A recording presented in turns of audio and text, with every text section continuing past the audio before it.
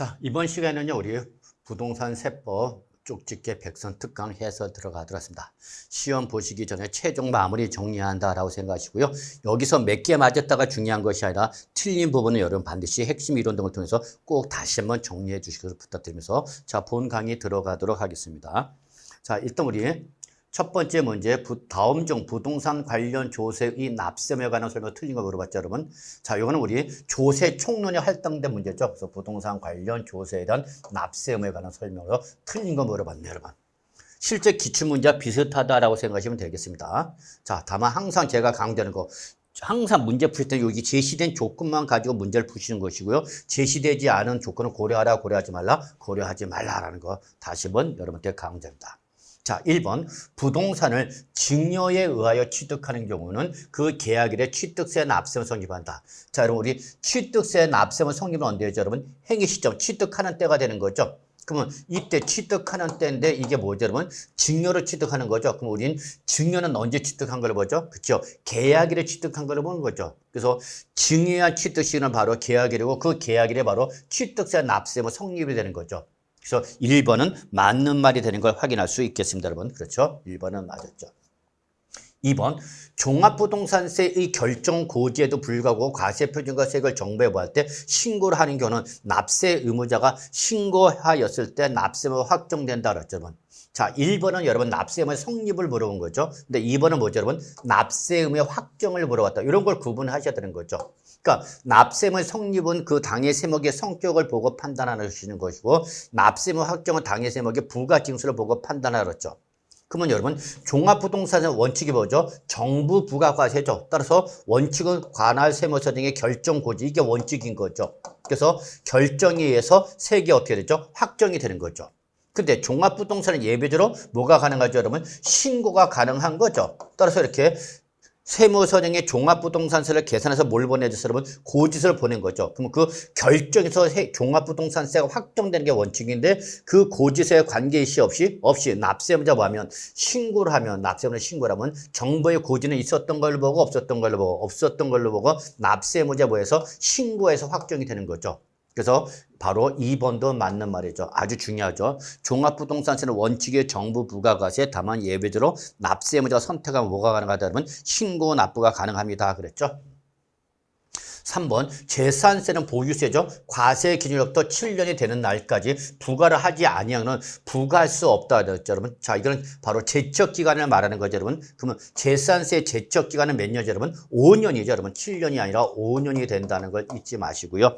그래서 이때 제척 기간은 재산세 또 종합부동산세 등 보유세일 때는 보유세 제척 기간은 5년이죠, 여러분. 그 다음에 취득세, 등록면허세, 양도소득세, 과세 신고도 몇 년이죠, 여러분? 5년이죠, 여러분.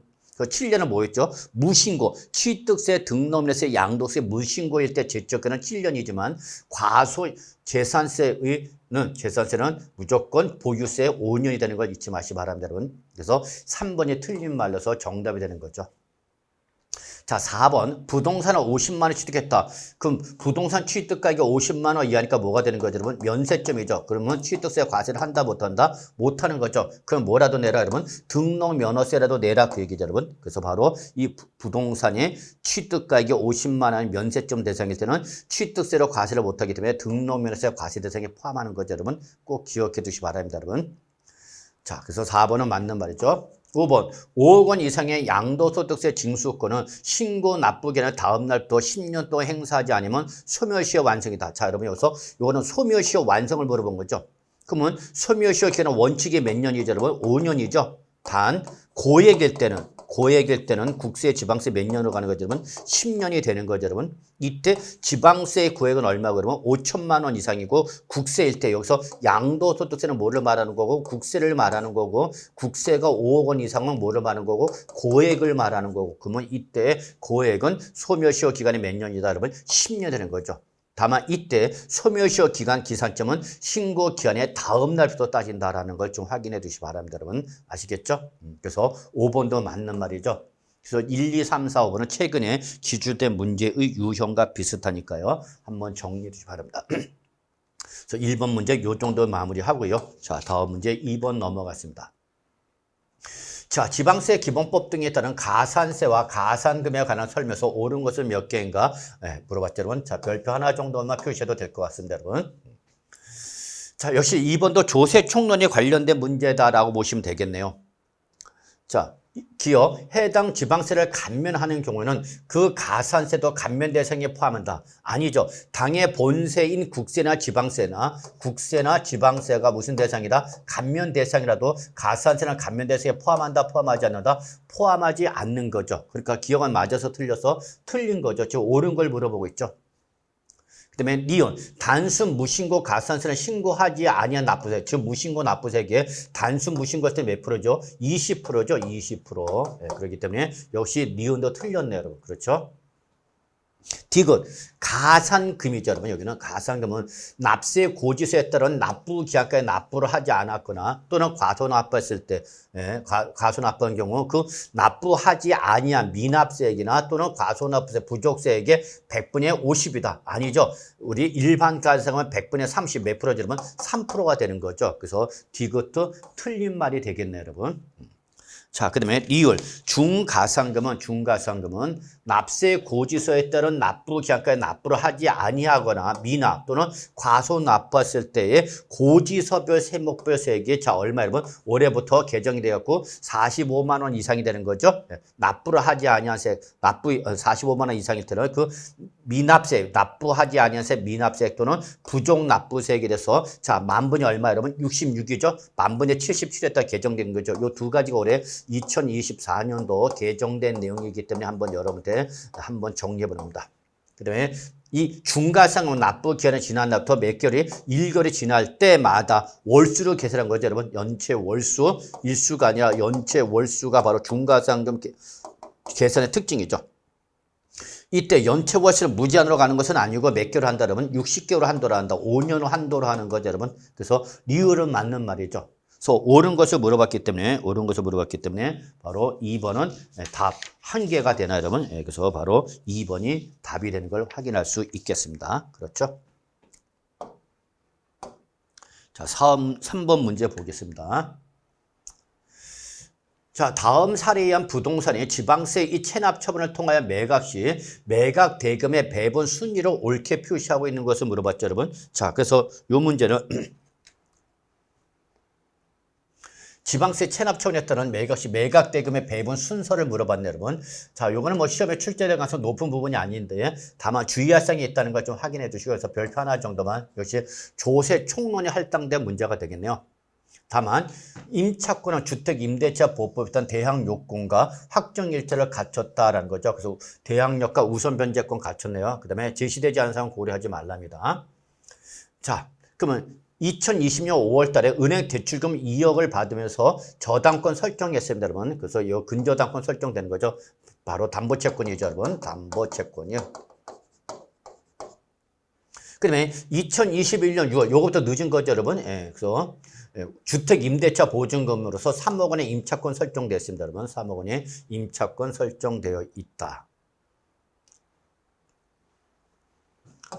자, 그러니까 이거는 은행보다 밀리는 것처럼 후순위 채권이 되는 거죠. 그 다음에 2024년도분 재산세 500만 원, 지방교육세 100만 원, 그리고 소방부 지역 자본시설세 300만 원 체납이 되는 거죠, 여러분. 자, 그래서 이렇게 이 재산세 등이 체납된 부동산이 지방세 체납 처분으로서 뭐가 된 거예요, 여러분? 공매가 된 거죠, 여러분. 그래서 매각대금을 가지고 이제 배분하는 거죠. 그럼 여러분 여기서 재산세와 그 부가세인 소방부 지역 자본세는 뭐죠, 여러분? 당해세죠, 당해세. 그럼 당해세는 뭐보다 여러분? 항상 은행의 담보채권보다도 우선하는 거죠. 은행의 대출금보다 대출금이라든지 또는 뭐 우리 전세금이라든지 전세권이라든지 이런 것보다 우선되는 거죠, 여러분. 자, 그러면 얘가 먼저 받는 거죠. 당해세. 그래서 당해세 얼마 되죠? 500만 원, 100만 원, 그 다음에 300만 원. 그러니까 얼마? 500, 600, 그 다음에 900만 원인가 여러분? 900만 원. 그래서 당해세가 얼마 여러분? 900만 원에 발생한 거죠. 그럼 900만 원 먼저 받아가야 되는 거죠. 근데 문제는 이 당해세보다 앞서서 뭐가 설정됐죠? 여러분, 임차권이 먼저 설정됐죠? 여러분, 임차. 그럼 이때는 임차인은 비록 은행보다는 후순위가 되지만은 당해세보다는 선순위가 되기 때문에 당해세가 받아야 할 금액을 누가 선순위인 임차인이 먼저 받아가라 그 얘기입니다, 여러분. 그렇기 때문에 이때는 바로 배분 순위가 임차인이 먼저 받아가는 거죠. 당해세를 한도로 해서. 그럼 이때 임대차 보증금 얼마 되는 거 여러분? 우리 총 당해세 받을 금액이 얼마죠? 900만 원이죠. 이걸 먼저 누가 받아라는 여러분? 임차인이 받아가는 거죠. 여러분 임차인이 받아가는 거죠. 그래서 바로 주택 임대차 보증금 임차인이 900만 원 먼저 받아가는 거죠. 그러면 당해세 받을 걸 누가 먼저 받았죠? 그러면 임차인은 먼저 받아갔죠. 그럼 그 다음에 이제 누가 받는 거야? 2순위 은행 대출금 받는 거죠. 그래서 은행 대출금 2억 원이 받아가면 되는 거죠, 여러분. 자, 그 다음에 이제 우리 3순위가 남아있는 거죠. 아직 우리 전체 3억 중에서 얼마만 먼저 받아갔죠, 여러분? 900만 원만 먼저 받아갔죠? 그러니까 이때는 나머지 얼마? 2억 1,900만 원이니까 여러분 2억 9,100만 원이죠. 2억 9,100만 원 남아있는 거죠. 이거를 누가 받아봐야 돼요, 여러분? 바로 임차인이 2억 9,100만 원 받아가야 되는 거죠. 그리고 나머지가 이제 우리 당해세가 받아가는 거죠. 당해세가 받아가는 거다. 그래서 여러분 요거는 바로 최근에 개정된 내용을 물어본 거죠, 여러분. 그래서 한 번 정도는 정리해 주시기 바랍니다. 자, 그래서 여러분 여기서 꼭 정리할 게 있죠, 여러분. 은행 등의 채권과 피담보 채권, 예를 들어서 저당권, 전세권 등과 그다음에 조세 채권이 붙었다. 세금이 붙은 거죠, 여러분. 그럼 둘 중에 어떤 놈이 먼저 받아가는가, 여러분? 빠른 놈이 먼저 받아가는 거죠. 빠른 것이 먼저 받는 거죠. 그래서 은행에서 저당권 먼저 설정했다, 또는 전세권 먼저 설정되어 있다. 그다음에 세금이 부과되어 있다. 그럼 그때는 바로 피담보 채권이 먼저 받아가는 거죠. 근데 먼저 세금이 부과된 다음에 저당권 등이 설정됐다. 그럼 그때 세금이 먼저 받은 거죠. 그래서 결론 둘 중에 어떤 놈? 빠른 것이 먼저 받아간다. 이렇게 생각하시면 돼요, 여러분. 다만 요 빠른 것에 예외가 있다는 얘기죠. 요 예외. 빠른 것의 예외가 바로 뭐예요, 여러분? 당해세죠. 당해세. 이 당해세는 설정 일자와 관계시 없이 무조건 피담보 채권보다 어떻게 하죠, 여러분? 우선 변제를 받는다라는 걸 알고 계셔야 되는 거죠. 그러니까 조세 채권은 두 가지로 구분되는 거예요, 여러분. 조세 채권은 당해세와 당해세 외의 일반 조세 채권으로 구분해서 세금 비교해서 당해세는 무조건 우선 변제 받는 거고 일반 조세 채권은 피담보 채권과 비교해서 둘 중에 어떤 거? 빠른 것이 받아가는 거죠. 자, 근데 이때 당해세가 무조건 먼저 받아가는데 당해세보다도 먼저 누가? 임차인이 먼저 설정됐다. 임차인이 선순위가 된다. 그러면 이때는 요 당해세가 받아갈 걸 대신해서 누가? 임차인이 받아가는 겁니다, 여러분. 임차인. 아시겠죠, 여러분? 그래서 당해세가 배당을 먼저 받을 것을 바로 누가? 임차인이 대신해서 받아가라죠. 그래서 이거는 바로 임차인을 보호하기 위한 규정이죠. 그래서 세금보다 뭐가? 임차인이 먼저 받아가라 그 얘기가 됐습니다, 여러분. 아시겠죠? 그래서 이거 해설 꼭 좀 잘 정리해 두시기 바라겠습니다. 자, 다음 문제 4번 보겠습니다. 자, 역시 조세 총론에서 제일 중요한 납세물 성립과 확정이죠, 여러분. 이에 대한 설명이다. 틀린가 물어봤죠, 여러분. 자, 1번 취득세는 과세물권을 취득할 때 납세물 성립한다. 맞는 말이죠, 여러분. 취득하는 때 납세 성립하죠. 그리고 납세 문제가 과세표준 세액을 지방자치에 할 때는 신고할 때 확정된다. 1번은 맞는 말이죠. 그래서 항상 취득세는 취득할 때 납세물 성립하고요. 그다음에 납세 문제가 할 때 신고할 때 확정되는 거죠. 다만 신고를 했다 안 했다? 안 했다. 신고를 안 했다. 그럼 그때는 뭐죠, 여러분? 당연히 과세관청의 결정에서 확정이 되는 거죠, 여러분. 자, 소득세는 전효직이 뭐죠, 여러분? 기간세죠. 따라서 과세 기간이 끝날 때 납세만 성립하는 거 맞는 말이죠, 여러분. 근데 취득세, 등록세, 양세, 취득량 뭐죠, 여러분? 신고 납부세목이죠. 따라서 납세 문제가 과세관청에 무엇이다 신고했을 때 확정되는 거죠. 그래서 2번도 맞는 말이죠, 여러분. 자, 3번. 종합부동산세는 뭐죠? 보유세죠. 보유세이기 때문에 과세 기간이 끝날 때 아니죠. 이 과세 기간이 끝날 때는 기간세일 때 나오는 말이죠. 기간세일 때 나오는 말이죠. 여기서 기간세라는 것은 소득세, 법인세, 부가가치세를 말하는 거고 종합부동산세는 무슨 세죠, 여러분? 보유세죠. 보유세. 그럼 보유세는 언제죠, 여러분? 그렇죠. 과세 기준이 되는 거죠. 그래서 과세 기준에 납세물가 성립하는 거죠. 그래서 3번은 틀렸죠. 그 다음에 종합부동산세는 원칙이 정부 부가과세가 되기 때문에 정부가 뭐 할 때, 여러분? 신고했을 때가 아니라 정부가 뭐 했을 때? 결정했을 때 확정되는 거죠. 그래서 3번이 틀린 말에서 본 문제의 정답이 되는 걸 확인할 수 있겠습니다. 그렇죠? 자, 자, 4번. 재산세와 그다음에 소방분 지역 자원시설세는 역시 보유세니까 언제? 과세기준 6월 1일에 납세무가 어떻게 하죠? 성립하는 거죠, 여러분. 네. 그다음에 재산세나 소방분 지역세 보통 징수가 되기 때문에 보통 징수 방법에서 부가 징수를 하기 때문에 과세관청이 지방자치단체 뭐 하는 거죠? 결정할 때 세액이 어떻게 했죠? 확정되는 거죠. 네. 그래서 4번도 맞는 말이죠. 자, 그 다음에 특별징수는 지방소득세죠, 여러분. 지방소득세. 지방소득세 뭘 초청하는 거죠, 여러분? 항상 소득세 법인세 초청하는 거죠. 그래서 지방소득세는 그 과세 표현의 소득에 대하여 뭐 소득세나 법인세가 납세무 성립 기준이 되는 거죠. 그리고 특별징수는 항상 뭘 쫓아가는 거죠, 여러분? 원천징수를 쫓아가는 거죠. 그래서 결국은 특별징수는 지방소득세는 소득세 등을 뭐 할 때, 여러분? 원천징수할 때 납세무가 성립하는 거죠. 그리고 이때에 바로 인지세라든지 인지세라든지 또 바로 원천징수하는 소득세, 그다음에 원천징수가 나오니까 뭐가 나오고 특별징수가 나오고 그다음에 소득세 나오니까 뭐가 나와야 돼요, 여러분? 지방소득세가 쫓아나야 되는 거죠.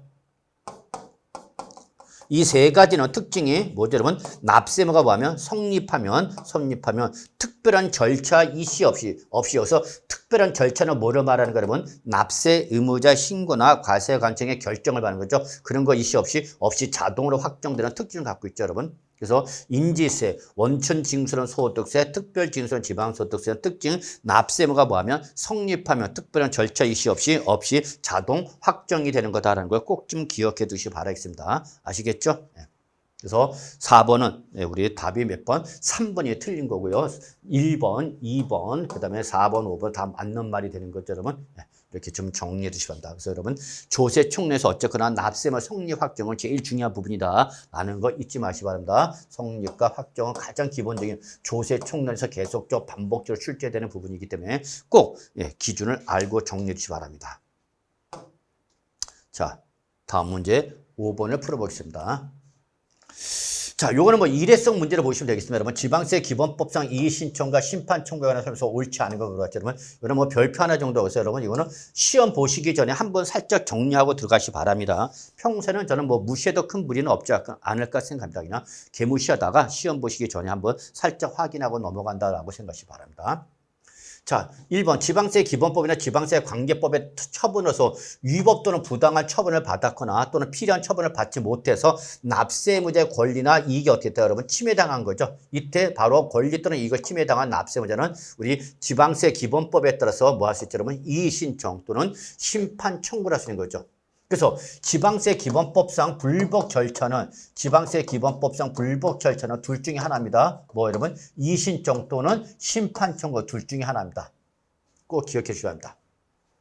이때 주의하셔야 한다. 이의신청은 여러분 선택적 절차입니다. 선택적 절차. 해도 좋고 안 해도 좋습니다, 여러분. 그러나 뭐는 심판 청구는 필수적 절차입니다. 반드시 밟아야만 합니다. 그래서 이거는 성격의 특징을 기억해 주시기 바랍니다.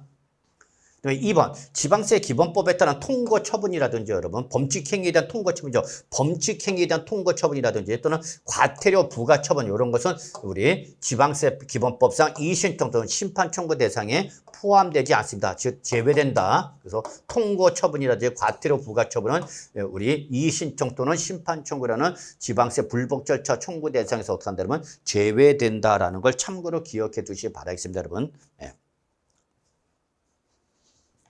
자, 3번 이의신청인은 신청 또는 청구 금액이 1,000만 원 미만인 경우에는 그 본인의 배우자라든지 또는 사촌인의 혈족이나 또는 그 배우자의 사촌인의 혈족을 대리인으로서 선임할 수 있다. 그래서 가족 중에 좀 세법에 대한 전문적 지식을 갖고 있는 사람이 있다면 그 사람을 대리인으로 내세워서 할 수 있다. 그 얘기입니다, 여러분. 자, 4번 이의신청을 받은 지방자치단체장은 그래서 이의신청은 지방자치단체장한테 하는 거고요. 그 다음에 심판 청구는요, 바로 조세 심판원이 하는 겁니다. 조세 심판원이 하는 거고요. 이의신청은 해당 지방자치단체 하는 거다 보시면 됩니다. 지방자치단체장한테 하는 거다라고 보시면 되겠네요. 그러면 그 이 신청을 받은 지방자치단체의 장은 신청에 어떤 서식이나 절차에 결함이 있는 경우라든지 또 불복사를 증명할 자료 이 미비로 인해서 허리의 미비로 인해서 심의할 수 없다고 인정될 때는 그때는 보종을 명할 수가 있습니다. 보종은 보완 수정하라 그럽니다, 여러분. 보완 수정하는 걸 보종이라고 합니다, 여러분. 그래서 이때 그 기간을 정했는데 이때 보종 기간은 20일입니다. 원칙적으로 20일 이내에 그걸 수정 보완하시오라고 요구할 수 있고 이때 이 보종 기간은 결정 기간에 포함하지 않습니다. 원래 이 신청이나 또는 심판 청구를 하면 그 받은 날로부터 청구를 받은 날부터 원칙적으로 90일 이내에 결정을 해야 되는데 90일 이내에 결정하는데 요 90일 사이에 보종 명령이 들어갔을 때 그 보종 기간은 요 20일 사이에 포함하라 제외하라 여러분 제외하라 그 얘기입니다. 여러분 아시겠죠? 자, 5번. 이 신청을 거치지 아니하고 바로 심판 청구를 할 수 없으나 심판 청구를 거치지 아니해도 행정소송을 제기할 수는 있다라고 했는데 여러분 틀린 말입니다, 여러분. 그래서 반드시 이 신청을 거치지 아니해도 심판 청구를 할 수는 있습니다. 있다입니다. 있다. 그래서 이 신청은 필수적 절차가 아니라 선택적 절차이기 때문에 해도 좋고 안 해도 좋습니다. 얘를 안 하고 그냥 곧바로 조세 심판원에 뭐 할 수 있으면 심판 청구를 합니다. 그래서 반드시 심판 청구를 거쳐야만 뭐 할 수 있다 그러면 행정소송을 제기하시는 겁니다, 여러분. 그래서 지방세도 국세와 똑같이 똑같이 반드시 행정소송을 제기하기 위해서는 반드시 심판 청구를 해야만 심판 청구를 하고 여기서 패소가 되어야만 행정소송을 제기했다. 즉 행정심판 전치주의를 채택하고 있다. 행정심판 전치주의를 채택하고 있다라는 걸 참고로 기억해 두시기 바랍니다, 여러분. 그래서 이 신청은 선택적 절차니까 안 해도 좋습니다. 그러나 심판 청구는 필수 절차이기 때문에 반드시 거쳐야만 여기서 패소를 돼야만 행정소송을 제기할 수 있는 거죠, 여러분. 그래서 5번이 틀린 말에서 정답이 되는 걸 여러분요 가볍게 확인해 두시고요. 그래서 여기 지방세 기본법상 이 신청과 심판 청구는 일회성 문제로 봐주시면 되지 않을까 생각이 됩니다.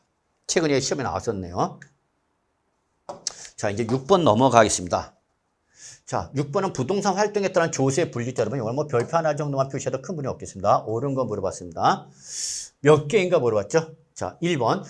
지방소득세죠, 여러분. 지방소득세는 부동산의 취득과 보유 단계에서 부과하나 지방교육세는 부동산의 보유와 처분 단계에서 부과된다는데 맞아서 틀렸어요? 여러분 틀렸죠? 지방소득세가 보유와 처분 단계에서 발생하는 거고 지방교육세가 바로 취득과 보유 단계에서 부과하는 거죠. 그래서 바로 1번 첫 번째 지문은 틀린 지문이 되겠습니다. 그 다음에 두 번째 재산세, 지역, 자본시세, 종부세. 그 유명한 뭐죠, 여러분? 재지정은 뭐죠? 보유세죠. 따라서 보유 단계에서 부과된다. 맞는 말이 되는 거죠. 자, 농어촌 특별세나 부가가치세 또는 뭐 인지세 같은 거는 특징이 뭐죠, 여러분? 얘들은 취득, 보유, 처분 모든 단계에서 발생하는 것으로서 여러분 꼭 좀 기억해 두시기 바라겠습니다. 인지세 포함합니다. 인지세 갖고 어떤 선생마다 약간 차이가 있다라고 하시는 분도 계신데 제 말이 맞습니다. 인지세도 보유 단계에서 발생합니다. 실제 과거 기출문제도 시험에 나왔었고요.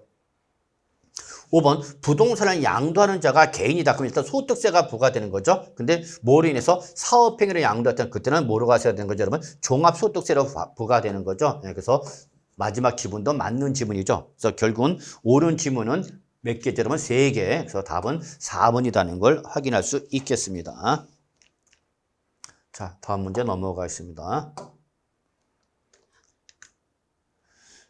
자, 7번이 되나요, 여러분? 네. 그래서 7번에 여러분 종합 문제가 되겠네요. 그래서 2024년 국내 소재 부동산과 관련된 조세 이 설명서 옳지 않은 거 물어본 거죠, 여러분. 네. 그래서 이거는 종합 문제다. 그래서 역시 시험에 잘 나오는 문제 스타일이죠. 종합 문제. 그래서 조세 총론에 할당된 문제라서 이것저것 취득세, 등록세, 재산세, 종부세를 동시에 물어보는 성격의 문제로 우리는 종합 문제를 하고요. 얼마든지 시험에 나올 수 있는 거죠. 이런 종합 문제는 오히려 어렵지 않습니다, 여러분. 기본적인 내용을 물어보기 때문에 여러분 당황만 하지 않으셔도 충분히 여러분이 공부한 내용으로 풀 수 있지 않을까 생각이 됩니다. 자, 1번 취득세에서 무상 취득하는 물건을 등기 등록하지 않고 그래서 일단은 등기 등록하지 않아야 되는 거죠. 그리고 행정안전부를 정하는 계약 해제 신고서는 법정 서류에서 그거를 취득일이 속한 달에 말에서 매달 이내면 요거 3개월 이내에 제출된 경우일 때는 그거 제출 3개월 이내에 계약이 어떻게 됐다 해제가 됐다는 걸 뭐 하면 입증하면 그때는 취득으로 본다 안 본다? 취득으로 보지 아니한다. 1번 맞는 말이죠, 여러분. 특히 여기서 부담부 여기 무상취득일 때 뭐죠, 여러분? 증여이죠, 여러분? 예.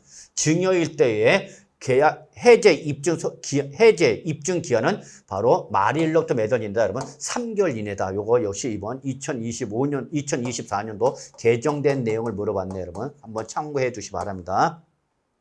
그래서 매매 등일 때 계획 해제 신고 기한은 계약 취득일부터 60일 이내입니다. 유상일 때는 60일일 때는 취득일로부터 60일 이내가 되는 거죠. 60일 이내인데 뭐는 증여일 때는 이때는 취득에 속한 달의 말일로부터 3개월 이내다. 요거 차이점 보셔야 됩니다. 그래서 1번은 맞는 지문.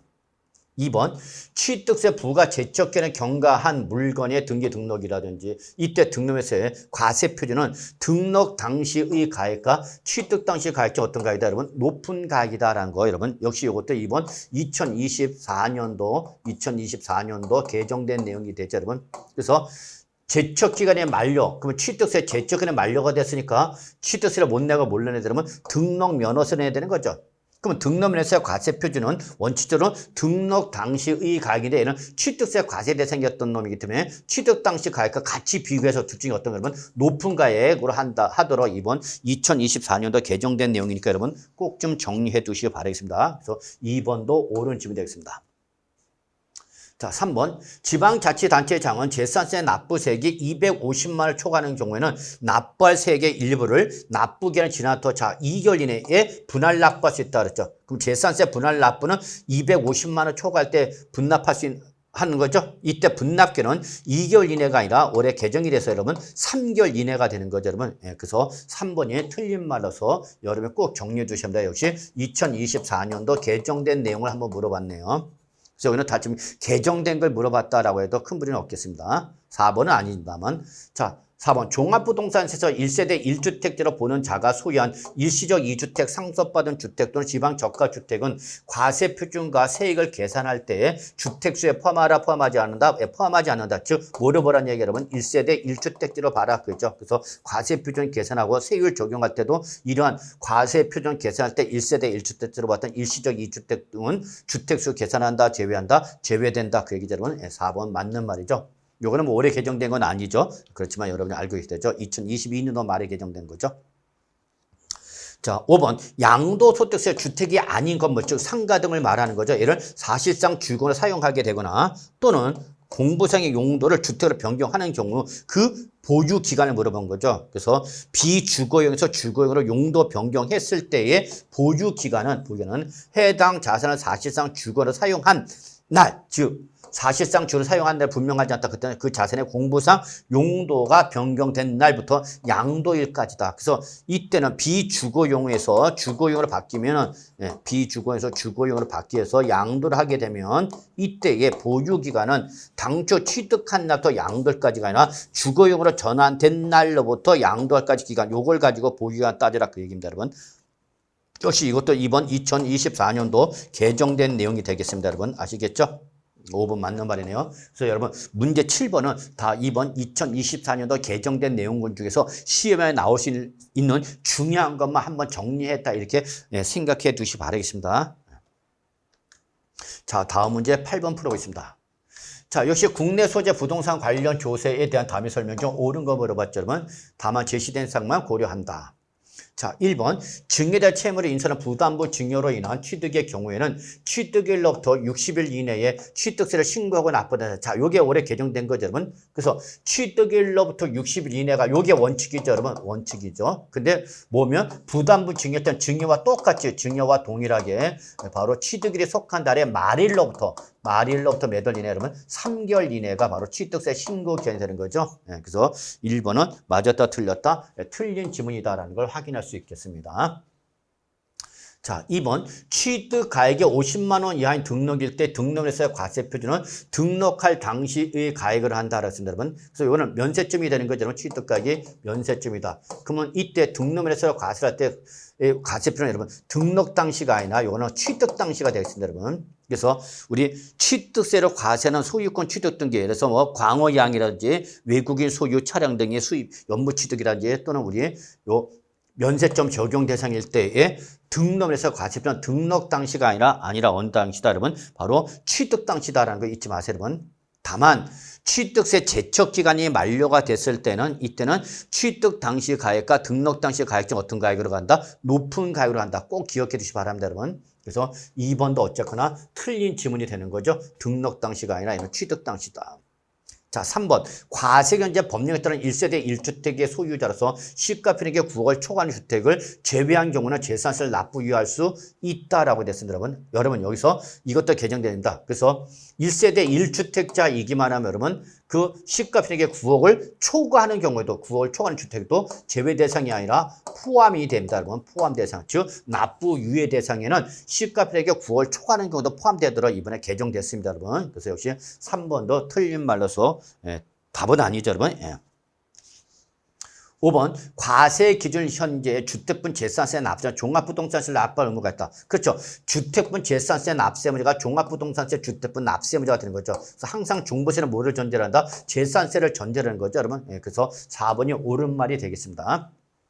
자, 5번. 양도소득세 비과세 대상이 되는 주택은 세대별로 구분된 각각의 공간마다 즉 전용 면적이다 보시면 되죠, 여러분. 별도의 구조를 갖추고 있어야 되고 별도의 구조를 갖추지 아니하여도 사실상 주거로 사용하면 하는 것을 맞아 틀려 여러분. 틀렸죠.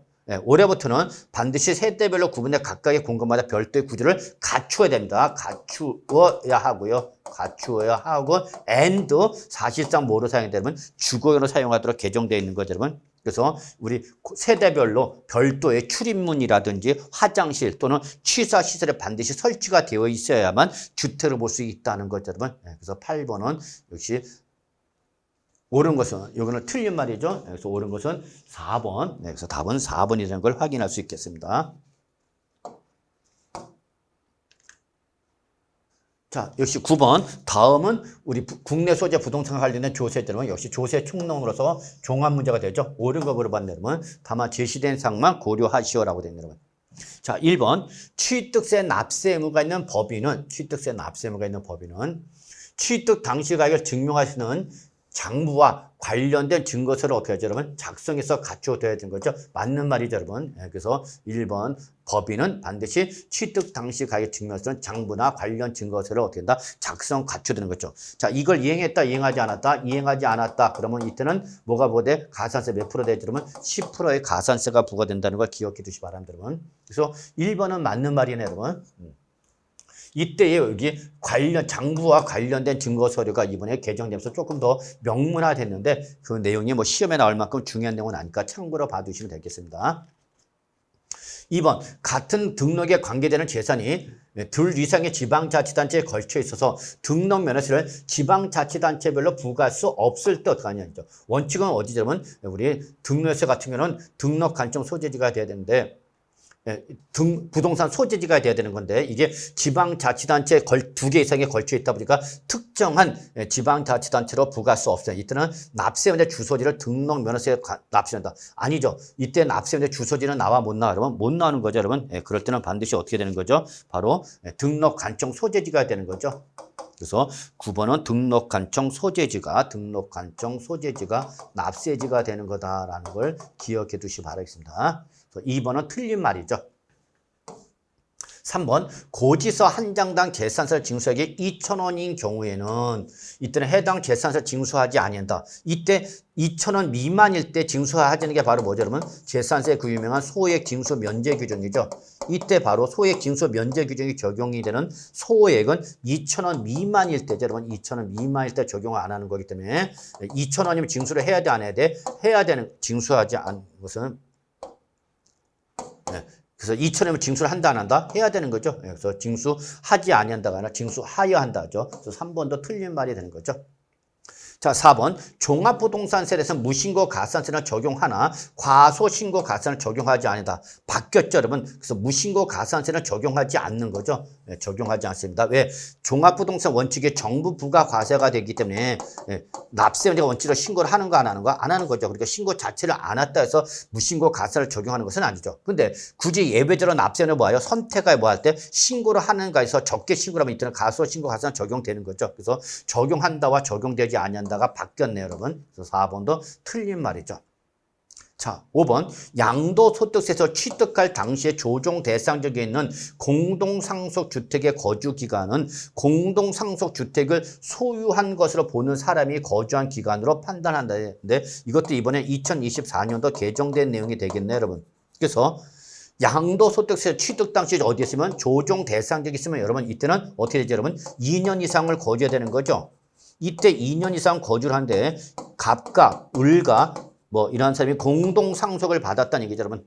그럼 그때 공동 상속 주택은 원칙적으로 누구 거로 보죠? 상속 지분이 가장 큰 자의 주택으로 보는 거죠. 그 자의 거주 기간을 판단하다가 이번에 개정되면서 공동 상속 인중 거주 기간이 가장 긴 주택. 그래서 이때는 공동 상속 주택 거주 기간은 공동 주택을 소유한 것을 보는 사람이 거주한 기간이 아니라 그 자 중에서 거주 기간이 가장 긴 거, 공동 상속 인중 거주 기간이 가장 긴 거를 바로 우리 거주 기간으로 판단한다라는 거. 그래서 이번 2024년 개정됐기 때문에 5번도 틀린 지문이 되겠습니다.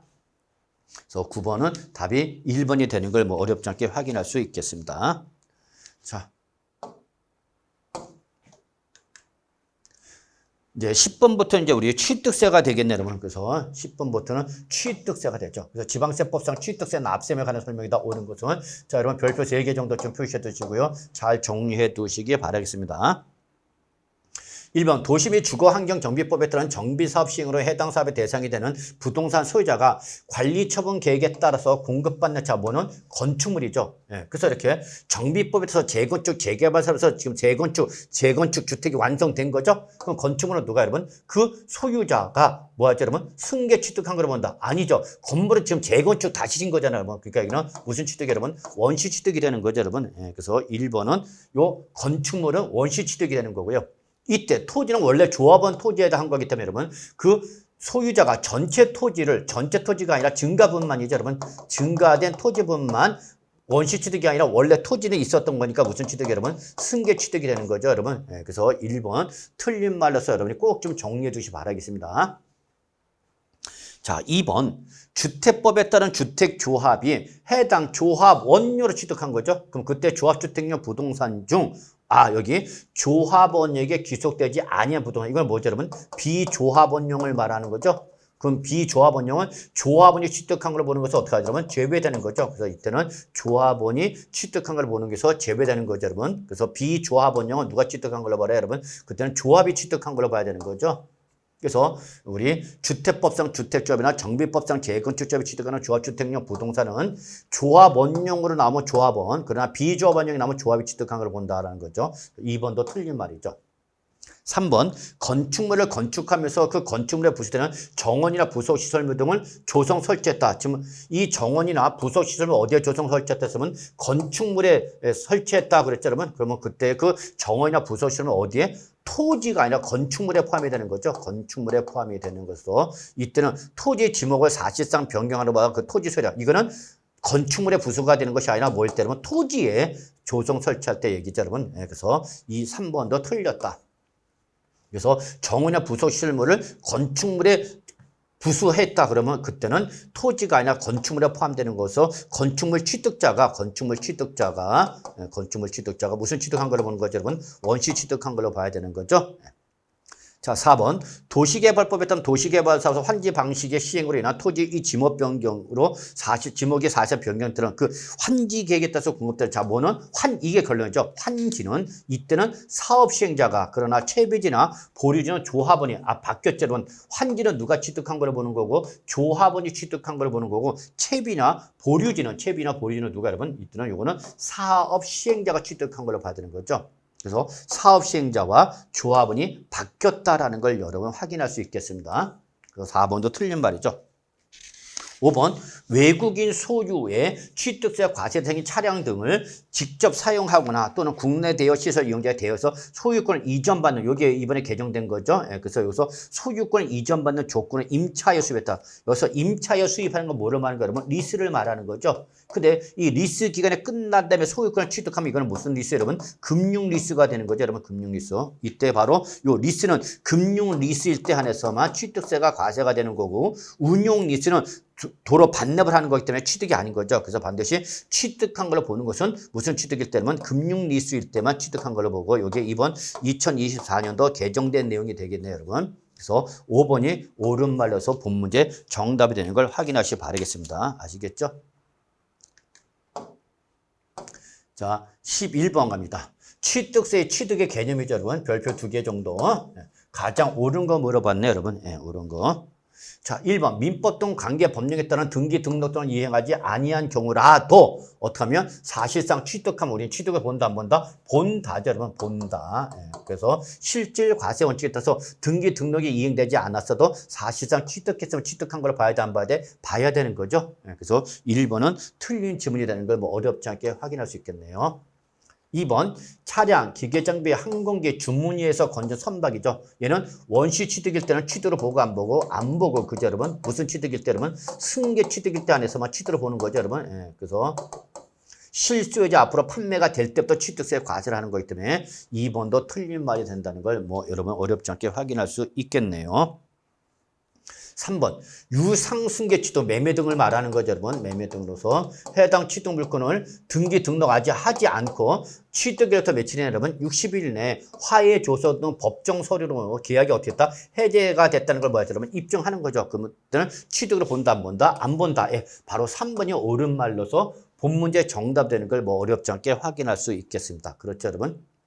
4번 배우자나 직계 존비 속으로부터 채무를 인수하는 자 부담부 증여죠. 근데 부담부 증여인데 왼수가 나왔다. 그럼 왼수가 나올 때는 이때는 예외 규정을 적용해야 되는 거죠. 그럴 때는 채무액에 상당하는 부분을 포함한 전 부분은 뭘로 무상으로 취득한 걸로 봐야 되는 거죠, 여러분.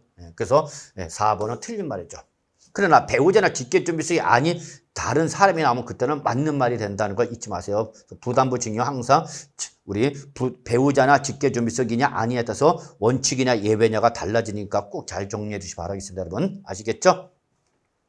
5번 도시개발법에 따른 도시개발 사업 시행으로 해당 사업 대상이 되는 부동산 소유자가 환기계획에 따라서 공급받는 토지는 그 소유자가 당초 소유한 토지 면적을 면적 전체를 승계 취득한 걸 본다. 아니죠. 증가한 부분만에 대해서만, 증가한 부분에서만 승계 취득을 봐야 되는 거죠, 여러분. 그래서 5번은 틀렸다. 그래서 틀린 말인 걸 잊지 마시기 바라겠습니다, 여러분. 그래서 토지는 당초 소유 면적을 뭐한 것만, 초과한 것만 무슨 취득으로 보는 거 여러분? 승계 취득으로 보는 거죠, 여러분. 그러나 건축물은 토지가 아니라 재건축을 해서 건물 취득하면 이거는 무슨 취득이 되는 거? 건물 재건축한 거니까 여러분 뭐야, 여러분? 원시 취득이 되는 거죠. 그래서 토지일 때와 건축물일 때 취득 유형이 달라지고 그에 따라서 뭐가 달라져? 세율이 달라진다. 과표가 달라지고 세율이 달라진다는 걸 잊지 마시기 바라겠습니다, 여러분. 아시겠죠? 자, 12번 넘어가겠습니다. 자, 다음 중 지방세법 규정에 따른 취득세 비과세 대상이 여러분 뭐 별표 하나 정도만 보시면 되겠네요. 옳은 거 물어봤네, 여러분. 자, 1번 공사 현장 사무소 임시응행장이 되는 거죠, 여러분. 존속기간이 1년을 초과하는 임시형 건축물 취득은 얘는 초과할 때는 비과세 안 해주는 거죠, 여러분. 그래서 얘는 비과세 대상이 아닌 거죠. 2번 대한민국 정부기관의 취득에 대하여 과세는 외국 정부죠. 그럼 외국 정부는 뭐 나와야 되면 상호주의가 나와야 되는 거죠. 근데 우리나라 정부에 대해서 뭐 한다고 했으니까 과세를 한다고 했으니까 우리도 어떻게 돼? 과세를 해야 되는 거죠. 그러니까 비과세 대상이 아니죠. 3번 국가나 지방자치단체 귀속동을 기부 체납할 때는 비과세가 되는 거죠, 여러분. 근데 그 귀속동의 반대급부로 국가 등 소유하는 부동산이나 사회 기반 시설을 무상으로 받거나 그죠, 여러분. 또는 기부 체납 대상물의 무상사용 제공받으면 이때는 비과세 대상에서 어떻게 한다, 여러분? 제외되는 거죠, 여러분. 그래서 3번도 제외됐네요. 4번 국가나 지방자치단체 또는 지방자치단체 조합이 취득하는 건 이건 원칙적으로 비과세가 되는 거죠, 여러분. 그래서 과세 관청의 취득은 원칙적으로 뭐야, 여러분? 비과세가 되는 거죠. 자, 5번 신탁재산을 취득 중 주택조합이나 재건축조합이나 소규모 재건축조합과 조합원 간의 신탁이라든지 또는 주택조합 등이 취득한 비조합하는 부동산 취득은 비과세 대상이 신탁에서 어떻게 한다, 여러분? 제외되는 거죠. 비과세 대상이 신탁에서 제외된다라는 걸 잊지 마시기 바라겠습니다, 여러분. 5번도 비과세 대상이 아닌 거죠. 이렇게 봐두시면 되겠네요. 자, 13번 문제가 되겠습니다. 자, 다음은 지방세법상 취득세 납세무 성립되는 자 취득 시기자 여러분 별표 2개. 틀린 거 물어봤네, 여러분. 어렵지 않게 뭐 충분히 확인할 수 있을 거라 봅니다. 자, 1번 개인 간의 유상승계 취득의 경우로서 신고인이 제출한 자료로서 사실상 잔금 지급을 확인할 수 있다라고 합니다, 여러분. 그럴 때는 계약상 잔금 지급이다. 맞아, 틀려? 네, 여러분 여기서 사실상 잔금 지급을 확인할 수 있다 그래서 없다 그래서 있다 그랬죠, 여러분. 그러면 그때는 개인 간의 거래와 관계이시 없이 어디로 가는 거 여러분? 사실상으로 가야 되는 거죠, 여러분. 사실상. 물론 사실상 잔금 지급을 확인할 수 없다. 그러면 그때는 계약서로 가야 되는 거지만 여기는 사실상 잔금 지급을 확인할 수 있으니까 거래 형태와 관계이시 없이 사실상으로 가야 되는 것이 맞는 말이죠. 그래서 1번은 틀린 말이죠. 2번 증여동이나 무상승계 취득의 경우에는 계약일에 취득한 걸로 봐야 되는 거죠. 맞죠. 다만 그 등기를 하지 아니하고 취득일부터 60일에 요게 개정된 거죠. 취득일부터 60일 이내가 아니라 취득일부터 취득이 속한 달의 말부터 3월 이내가 되는 거죠. 네, 그래서 바로 계약 해제 신고서 등에서 계약이 어떻게 됐다? 해제가 됐다라는 걸 뭐하면 입증하면 그때는 취득한 걸 보지 않는 거죠. 취득으로 보지 않게 해서는 취득일부터 60일 이내가 아니라 취득일에 속한 달의 말일로부터 그죠? 몇 월 이내? 3월 이내가 되는 거죠. 3월 이내. 두 번째도 틀렸죠, 여러분. 자, 3번. 건축물을 건축하거나 개수하여 취득하는 경우죠, 여러분. 그러면 건축법에 따라서 사용승을 내주나, 이게 대원칙이 되는 거죠. 건축법에 따른 사용승인서 규율이죠.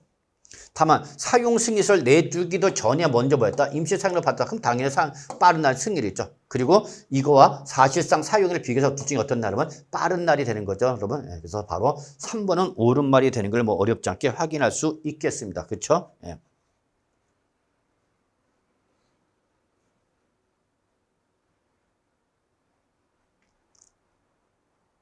자, 4번. 매립이나 간척으로 토지를 원시 취득했다. 그러면 이때는 언제다, 여러분? 공사준공인가일이다. 예, 그래서 공사준공인가일 맞는 말이죠, 여러분. 예, 그래서 4번도 맞는 말이고요.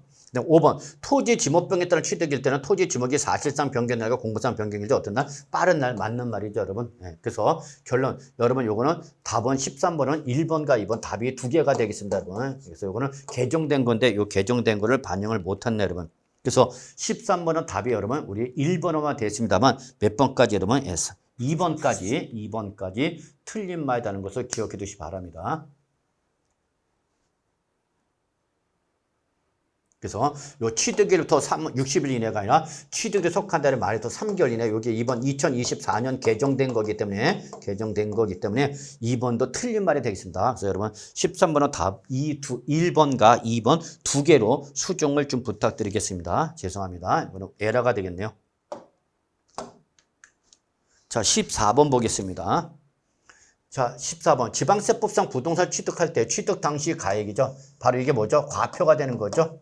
예, 관한 서비스 옳지 않은 거 물어봤네, 여러분. 별표 3개 표시해 두시고요. 1번. 무상 취득할 때는 바로 과세표는 뭐가 되는 거죠? 바로 시가 인정액이 되는 거죠. 이때 시가 인정이 첫 번째가 바로 취득일 전 6월 또는 취득 후 3월 이내 기간 동안에 이걸 우리는 평가 기간이라 합니다, 여러분. 기억해 두셔야 돼요.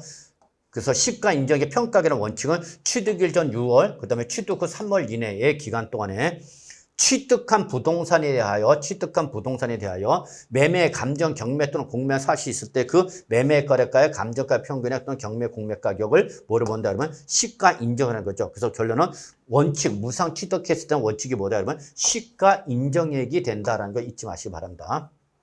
2번, 매매나 교환 등 취득에 대한 대가를 지급하는 뭐죠, 여러분? 유상거래죠, 여러분. 유상거래 승계 취득할 때 과표는 뭐가 되는가, 여러분? 당연히 사실상 취득 가격이 과표가 됐다는 걸 뭐 어렵지 않게 확인할 수 있겠습니다. 3번, 특수 관계인으로부터 시가 인정액보다 높은 가격으로 유상 취득하는 거죠, 여러분. 자, 비싸게 주고 사면 문제가 없죠, 여러분. 비싸게 주고 산 게 아니라 뭐예요, 여러분? 낮은 가격이죠, 여러분. 낮은 가격으로 사는 게 문제죠.